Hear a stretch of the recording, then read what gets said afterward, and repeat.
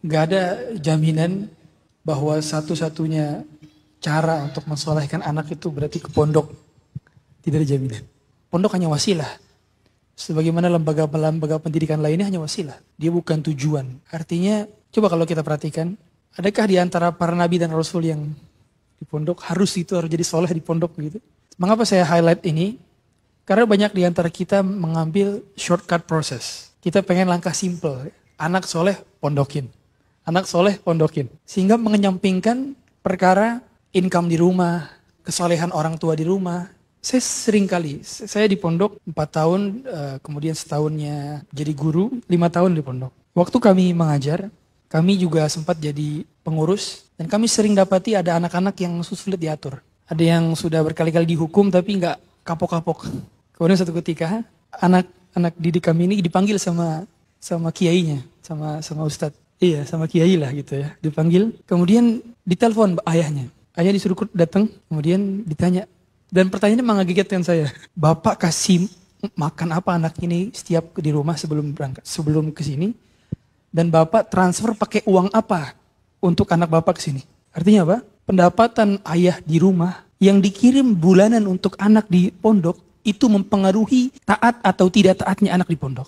Itu baru pendapatan. Belum masalah bangun siangnya ayah di rumah mempengaruhi bangun siangnya anak. Kalau bangun siang mungkin susah kalau dibangunin. Tapi tidak taat, malasnya dia menghafal, malas dia ikut kegiatan pondok. Pondok bukan mobil yang masuk di car wash gitu ya. Kemudian habis itu baru langsung bersih gitu. Enggak. Dia bukan seperti itu. Maka pondok hanya wasilah, sekolah hanya wasilah. Sama, sekolah-sekolah hanya wasilah juga. Sekolah sunnah yang paling mahal, yang paling murah sekalipun, itu hanyalah wasilah. Dia tools. Intinya adalah bagaimana kita sebagai orang tua menjadi pribadi yang berprestasi dalam hal kebaikan. Karena kebaikan itu akan menular kebaikan. Makanya dahulu para salafus saleh, dahulu Sa'id bin Musayyib rahimahullah ta'ala, mengatakan kepada anaknya, ya bunayya, inni la azidanna rak'atan fi salati min ajlik. Wahai anakku yang kucintai, sungguh aku menambah jumlah rakaat salat sunnahku agar engkau menjadi soleh. Bayangkan. Jadi salat sunnah ayahnya mempengaruhi kesalehan anaknya.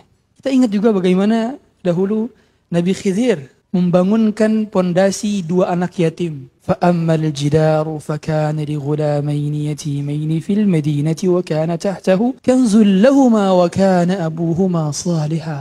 Ada 2 anak yatim yang tinggal di satu rumah yang mau roboh, tapi dibangunkan kembali oleh Nabi Khidir. Cukup belum? Dibangun sama siapa? Partnernya Nabi Khidir ketika itu? Nabi Musa. Cukup belum? Sama siapa lagi? Calon Nabi, yaitu Yusha bin Nun. Ada di sini yang rumahnya dibangun sama Nabi? Ada? Nggak ada. Bukan satu Nabi, 2 Nabi dan calon Nabi. Yusha bin Nun. Bayangkan, 2 anak yatim ini ternyata bisa mendapatkan privilege itu disebabkan karena ayahnya saleh. Ayah langsung? Bukan. Ayah ke-7. Berarti kakek ke-7. Ayah, kakek. Itu yang soleh. Dan kesalehan si kakek ini mampu menjadikan si cucu ini terjaga hartanya di bawah kakinya, yaitu di tanah di mana rumah tersebut mau rubuh. Kenapa mau dibangun kembali? Karena ada harta di dalam rumah. Para ulama mengatakan bahwa kesalehan kita, wahai ayah, mempengaruhi anak-anak kita hingga 7 turunan.